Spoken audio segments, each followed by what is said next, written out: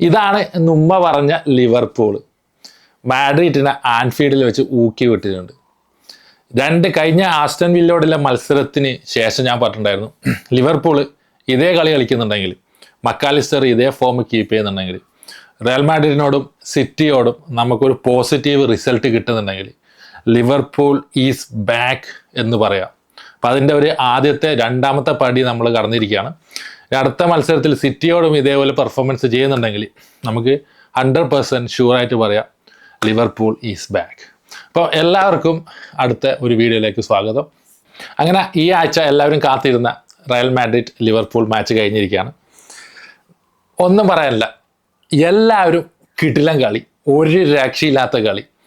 അതിൽ ബ്രാഡ്ലി, എൻ്റെ പൊന്നോ, കഴിഞ്ഞ കൊല്ലം ഇതേ നവംബറിൽ എംബാപ്പനെ പോക്കറ്റിലിട്ട ബ്രാഡ്ലി ഇപ്രാവശ്യം വിനീഷ്യസ് ജൂനിയറിനെ പോക്കറ്റിലിട്ട്.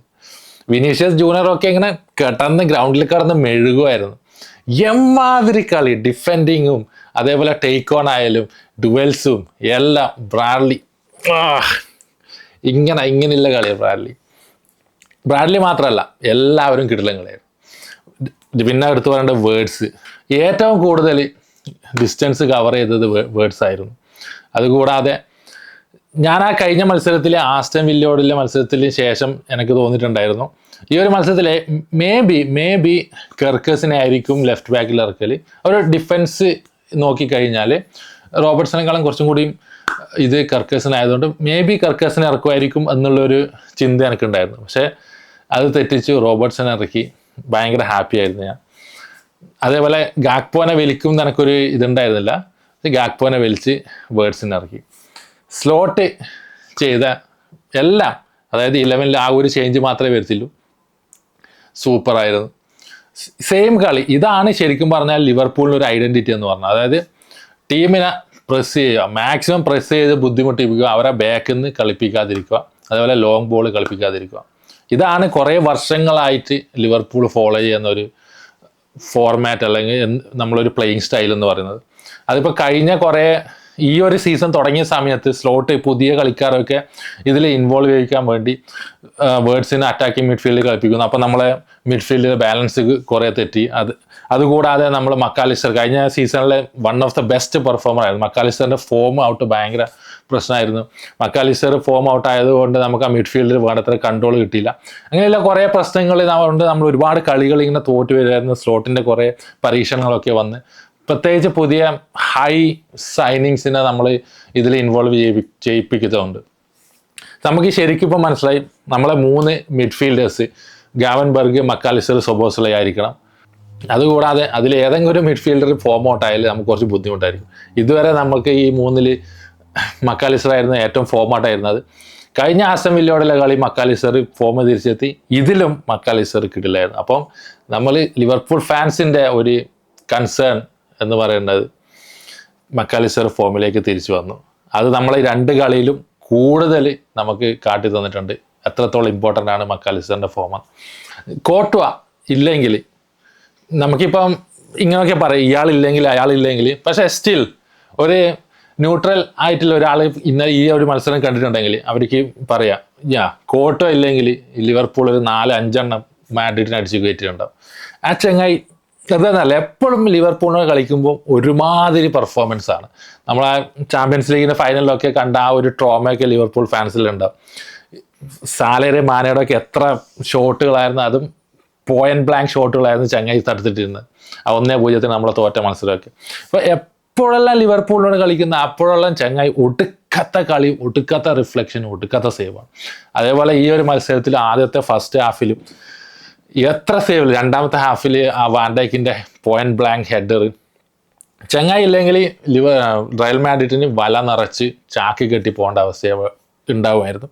പക്ഷേ ഇല്ലായിരുന്നെങ്കിൽ എന്നുള്ളതൊരു ശരിയായ ഒരു ഇതല്ല. എല്ലാ പ്ലേയേഴ്സും കളിക്കുന്നത് അവരവരെ പൊസിഷനിൽ ബെസ്റ്റ് ആവാൻ വേണ്ടിയാണ്. അതേപോലെ നമ്മൾ സാലക്ക് അവസാനം ഒരു ചാൻസ് ഉണ്ട്. എല്ലാവരും കിടിലായിരുന്നു, ഒരു രക്ഷയില്ല. പ്രസ്സിങ് കിടില, മിഡ്ഫീൽഡ് കൺട്രോൾ കിടില. ഇതിന് ഈ മത്സരത്തിന് ഒരുപാട് ട്രോളും മറ്റേതൊക്കെ കണ്ടിട്ടുണ്ടായിരുന്നു. ബാഴ്സലോണ ഊക്കിയിട്ട് വരുന്നതാണ്, റയൽ മാഡ്രിഡ് 14 കളിയിൽ 13 മത്സരം ജയിച്ചു, ഇതാണ് അതാണ്. അതിൻ്റെ കൂടെ എന്താ അവൻ്റെ പേര്, ഹൈസൻ്റെ ആൻഫീൽഡ് മറ്റേതാണ് സാധാരണ ഗ്രൗണ്ടാണ്, ഇതിനേക്കാളും നല്ലത് ഞാൻ നമ്മളെ ട്രെയിനിങ് ഗ്രൗണ്ടിൽ കളിക്കുന്നതാണെന്നുള്ളതൊക്കെ പറഞ്ഞ് വലിയ ന്യൂ റാമോസ് എന്നെല്ലാം പറഞ്ഞ് റയൽ മാഡ്രിഡ് ഫാൻസ് പൊക്കി നടക്കുന്ന ചങ്ങായിനൊന്നും കളിയിൽ കണ്ടിട്ടേയില്ല. എംബാപ്പെ സെക്കൻഡ് ഹാഫിൽ എന്തെല്ലോ നടത്തണം എന്നൊക്കെ കളിക്കുന്നുണ്ടായിരുന്നു, പക്ഷെ ഒന്നും നടന്നില്ല. നമ്മളെ ബാക്കൊക്കെ കിടിലായിരുന്നു, മിഡ്ഫീൽഡ് കിടിലായിരുന്നു, ഫോർവേഡിൻ്റെ ആ ഒരു ഇൻ്റർചേഞ്ചിങ് ഫ്ലൂയിഡിറ്റി ഒക്കെ എന്താ പറയണ്ട ഒരു പോയട്രി പോലെയാണ്. ശരിക്കും പറഞ്ഞാൽ അടുത്ത ഇതേ കളി നമ്മൾ സിറ്റിയോട് കളിക്കുന്നുണ്ടെങ്കിൽ എന്തായാലും വിജയിക്കും.